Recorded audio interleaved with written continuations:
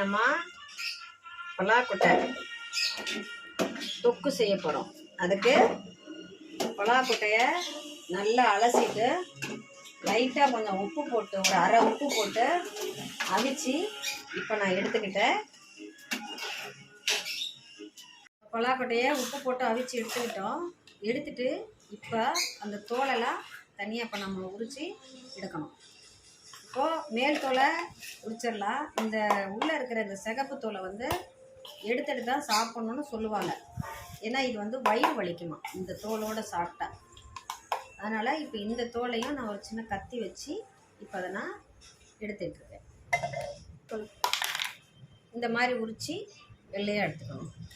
என்ன அப்படின்னா இந்த பலாக்கொட்டையில் நிறைய சத்து இருக்குது. என்னென்னா புரோட்டீன் சத்து இருக்குதுன்னு சொல்லுவாங்க.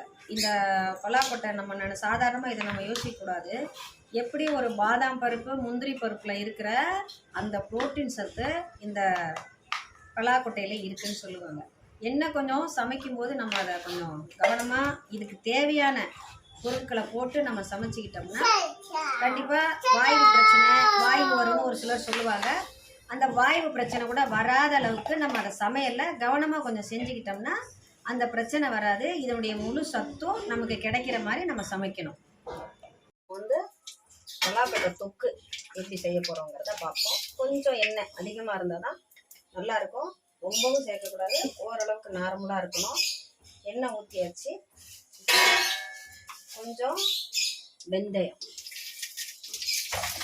அதுக்கப்புறம் கொஞ்சம் கடுகு,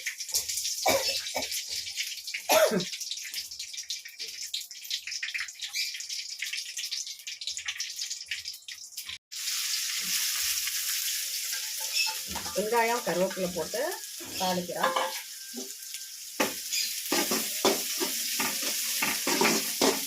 கருவேப்பிலை 2 தான் ரெடி செஞ்சுட்டேன், அதனால் கம்மியாக போட்டிருக்கேன். இந்த கருவேப்பிலை அவ்வளோவா தேவைப்படாது.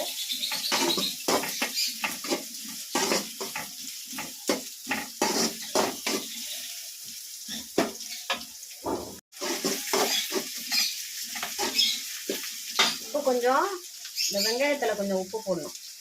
அப்போ தான் கொஞ்சம் சீக்கிரம் வதங்கும்.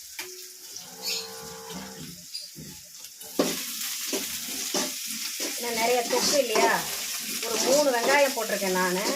ஏன்னா பலாக்கொட்டை எங்கள் குடும்பத்தில் நிறைய சாப்பிடுவாங்க.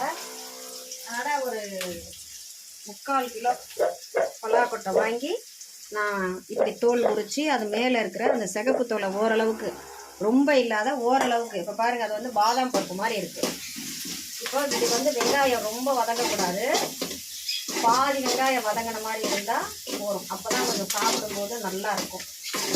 இது கொலகொலப்பாக இருக்கக்கூடாது, கிறிஸ்பியாக இருக்கணும். இப்போ அதோட ஒரு 6 தக்காளி,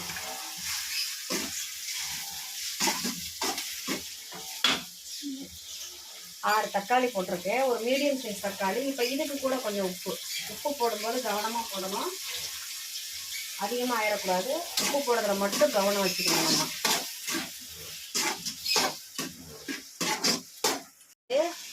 இப்போ இஞ்சி பூண்டு பேஸ்ட்டு கொஞ்சம் சேர்த்துக்கிறோம். தட்டி வச்சுருக்கிறேன். இஞ்சி பூண்டு பேஸ்ட்டு தட்டி வச்சது கொஞ்சம் அதை சேர்த்துக்கிறேன். கொஞ்சம் கலரணும்.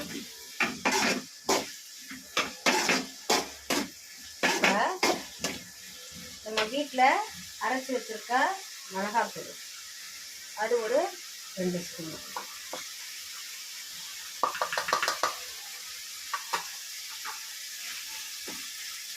நல்லா கிளறி விட்டுக்கலாம்.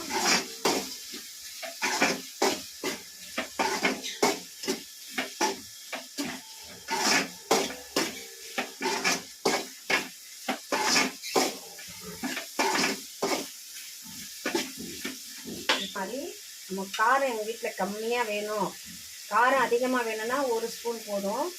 காரம் கம்மியாக தான் வேணும் எங்களுக்கு. ஏன்னா வெயில் டைமில் நம்ம காரம் அதிகமாக சாப்பிடக்கூடாது. அதனால் நம்ம கொஞ்சம் தனியாத்தூள் அதிகமாக சேர்த்துக்கலாம். தனியாத்தூள் நம்ம யூரின் பிரச்சனை, அதாவது ஒன்றுக்கு நமக்கு கஷ்டமாக போகுது அப்படின்னா கூட இந்த தனியா வாங்கி லேசாக வறுத்துட்டு அதை தண்ணியில் போட்டு குடித்தோம்னா நமக்கு யூரின் பிரச்சனையே இருக்காது. அதனால் தனியா நம்ம அதிகமாக சாப்பிட்றதுனால நமக்கு உடம்புக்கு நல்லது தான். ரெண்டாவது தக்காளியும் நம்ம அதிகமாக போட்டுக்கணும். தக்காளி ஒரு தக்காளி அரை தக்காளிலாம் சமையலில் சேர்த்துக்கிட்டோம்னா அது சுவையே இருக்காது. ஏன்னா ஆன்டி ஆக்சிடென்ட் இருக்குது தக்காளியில். இந்த மார்பக புற்றுநோய், வயிற்றில் புற்றுநோய், இதெல்லாம் வந்து ஆன்டி ஆக்சிடென்ட் இருக்கனால, தக்காளிக்கு ஒன்று பவர் இருக்கனால நிறைய தக்காளி சேர்த்துக்கிட்டோம்னா நமக்கு ரொம்ப நல்லது. அந்த தக்காளியில் வர தொண்டையில் இருக்கிற அந்த இதை மட்டும் கொஞ்சம் நறுக்கி போட்டுட்டு அதுக்கப்புறமா நம்ம தக்காளியை சேர்த்துக்கணும். இப்போ நல்லா வதங்கிடுச்சு. இப்போ புதினா இலை கொஞ்சம் போடுறேன். இதில்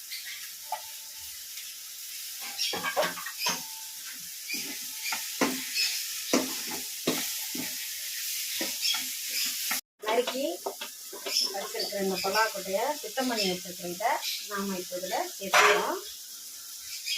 சேர்த்துக்கிட்டு என்ன பண்ணுறோம் எல்லாமே தண்ணி ஊற்றக்கூடாது. தேவைப்பட்டால் தண்ணி லைட்டாக தெளிச்சிக்கணும்.